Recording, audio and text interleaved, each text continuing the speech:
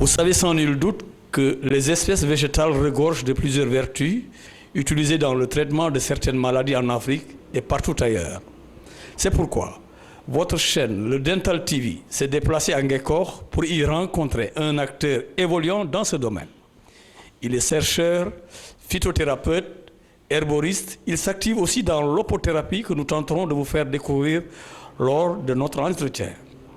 Je rappelle qu'il est le secrétaire général de la Fédération sénégalaise des praticiens de la médecine traditionnelle. Je vous nomme le professeur Cheikh Fall. Bonjour professeur. Bonjour. Bienvenue sur Dental TV qui est une chaîne à votre image. Ravi de présenter notre première émission sur la santé par les plantes avec vous. Pouvez-vous vous présenter à nos téléspectateurs qui nous regardent en ce moment, Dr Fall? Monsieur Dia, je me nomme Cheikh Fall, je suis phytothérapeute, herboriste, chercheur. Je réside à Ngekor particulièrement, mais nous avons aussi une attache au niveau de Dakar, précisément aux HLM 1. Santé par les plantes est une émission qui s'articulera autour des acteurs, autour de différents acteurs évoluant dans la médecine traditionnelle, en général. Rien ne sera laissé par hasard. L'environnement, l'évolution, l'assainissement, etc. Docteur, pour revenir à vous, qu'est-ce qui vous a incité justement à choisir ce métier de praticien, si j'ose le dire? Oui, M. Dia, le métier de praticien, vous savez, c'est un métier de tous les temps, donc pratiqué par nos aïeux. Mais moi, en ce qui me concerne particulièrement, ça a été quand même un métier d'un ou d'une de mes grand-mères et que j'ai longtemps suivi. Et voilà, le virus m'a tout simplement envahi et j'ai préféré continuer cette belle œuvre qu'elle a toujours faite à Saint-Louis particulièrement. Et voilà, de fil en aiguille, j'ai fait beaucoup de recherches pour aboutir à ce métier. On peut parler de la richesse de notre végétation au Sénégal. Parlons-en, s'il vous plaît. Les recherches sont vraiment là et on continue à les pratiquer, à les faire. On cherche partout, on fouille. Vous savez, ce métier regorge d'énormes potentialités et ensuite beaucoup de secteurs, j'allais dire de corporations. En l'occurrence, c'est ce qui pratique la phytothérapie, l'herboristerie, l'opothérapie, la psychothérapie, les matrones et beaucoup d'entre eux. Et donc, ce qui veut dire que les recherches continuent dans ce domaine, et surtout la phytothérapie. Et nous continuons à le faire comme de tout belle. Dans vos slogans, je vois ce qu'on appelle la médecine améliorée. Pouvez-vous nous en parler un peu sur cette médecine améliorée, docteur?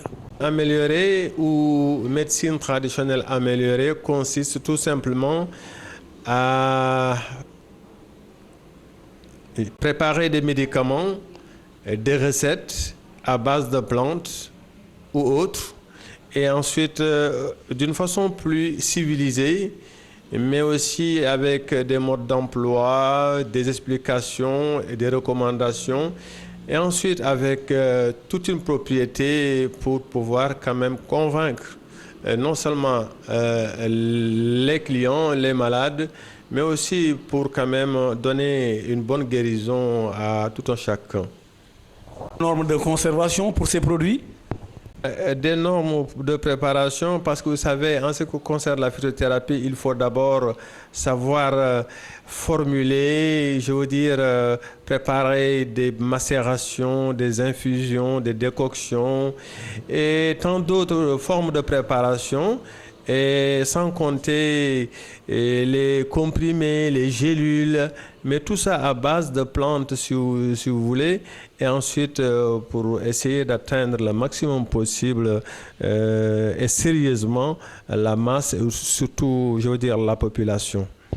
Vous posez une question, à savoir que notre cher continent, l'Afrique, qui devrait être normalement un des plus grands producteurs de produits naturel en pharmacie, devient toujours le plus grand clientèle de l'Occident. Qu'en dites-vous? Et simplement parce que nos populations ne sont pas encore bien éveillées en ce qui concerne ce qui les entoure et le potentiel qui les entoure. Parce que quand même, vous n'êtes pas sans savoir que cette médecine, elle est universelle et standard.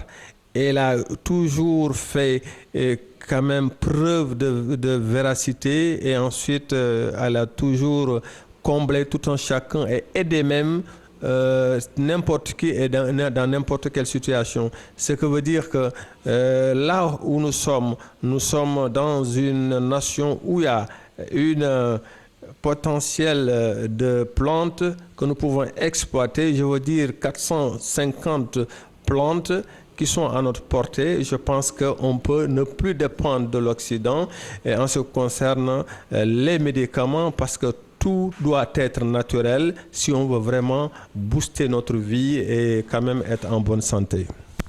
Si on parle de charlatanisme qu'on voit dans les médias, quelle est votre réaction en tant que secrétaire général de la nouvelle fédération des praticiens de la médecine traditionnelle du Sénégal? Charlatanisme qui sévit dans notre pays, et je suis désolé de le dire, ce n'est pas une médecine à proprement dite. C'est tout simplement une publicité mensongère que certains essaient de mettre en place pour leur propre intérêt. Mais je veux dire que la publicité n'a rien à voir avec la médecine. Je pense que chacun dans son coin doit pouvoir quand même de faire son boulot sans pour autant s'appuyer sur des mensonges. En tout cas, en ce qui nous concerne, nous fustigeons cet état de fait et nous disons tout simplement que ça doit cesser. Et je pense qu'avec l'avènement, la nouvelle fédération des praticiens, nous sommes en train de tout faire pour éliminer ces mauvaises pratiques concernant les publicités mensongères. Et donc pour écarter carrément toute forme de charlatanisme. Assainissement dans le secteur, quels sont vos rapports avec le ministère de la Santé? Le ministère de la Santé, nous avons là-bas en tant que fédération notre siège social. Donc, ce qui veut dire que nous sommes en rapport avec le ministère de la Santé depuis bientôt 8 mois parce que nous avons un mandat de 3 ans. Et moi, en tant que secrétaire général, je m'appuie sur le président de cette fédération qui est M. Ablaye Ndao et pour travailler et essayer d'assainir le secteur. Et je pense que sous peu, tout sera au point parce que nous avons déjà reçu notre récépissé et ce récépissé, je pense que va nous donner l'occasion de déclencher notre campagne et ensuite d'organiser tous les bureaux régionaux. Et en ce moment-là, je pense qu'il y aura une nouvelle donne en ce qui concerne la médecine traditionnelle. Médecine conventionnelle, est-ce que vous avez des rapports avec la médecine moderne, je veux dire la médecine conventionnelle? Serait-il pas temps de s'asseoir sur une table autour de tous ces acteurs évoluant dans ce domaine, entre la médecine traditionnelle et la médecine moderne, pour parler carrément de recherche, pour évoluer dans le même sens? Alors, ne serait-il pas aussi opportun de faire travailler ces gens sinon formés, ceux qui travaillent dans la médecine non conventionnelle, pour quand même être à l'abri de certains, je ne sais pas, méfaits, et travailler aussi dans le sens de bien comprendre ce que c'est que carrément, je veux dire, rentrer dans le vif du sujet de la médecine conventionnelle, comprendre les prémices justement de cette médecine. Bon, si l'on se fie à la médecine traditionnelle, qui est une médecine ancienne, alors que la médecine conventionnelle, c'est une médecine carrément traitée, alors travailler en convention. Je ne saurais, par exemple, vous donner le micro sans vous demander, est-ce que vous avez, quel rapport avez-vous avec cette médecine conventionnelle? Êtes-vous prêt à travailler ensemble pour trouver des solutions, pour guérir, pour trouver des médicaments, etc., etc.? Nous sommes présentement en train de travailler avec tous les secteurs de la médecine moderne. Donc, je veux dire, le ministère de la Santé a ouvert une division qui consiste tout simplement à booster ou tout simplement organiser ce secteur-là. Et ce secteur, qui va être, qui va essayer de collaborer avec tous les praticiens, je veux dire notre fédération et maintenant les médecins modernes, la pharmacie moderne, ils seront obligés de travailler avec les praticiens s'ils veulent que cette médecine puisse prendre de l'envol et qu'on puisse l'organiser. Donc naturellement, on va essayer de collaborer et c'est des instructions de l'OMS, de l'OAS, donc c'est quelque chose qui sera nettement formel et tout le monde va en bénéficier. La fédération, je crois que vous avez mis sur pied la Fédération nationale des praticiens de la médecine traditionnelle. Je crois que ça regroupe normalement les associations qui sont dans les villages, dans les régions. Si j'ai bonne mémoire, je crois que vous avez dû faire des réunions. Vous avez dû peut-être avoir un pied au ministère de la Santé par le biais de M. Aou. Et je crois qu'il est temps de se souder, de parler de l'essentiel, de faire l'essentiel, de lutter par exemple, si je prends par exemple comme une maladie comme le paludisme, la grippe, il est temps aussi que nos expériences dans la médecine traditionnelle sortent pour peut-être épauler la médecine conventionnelle. Qu'en dites-vous ? Je dis que la médecine moderne ne peut pas aller sans la médecine traditionnelle. La médecine traditionnelle aussi, la même chose. Ce qui veut dire que c'est une médecine qui doit être générale.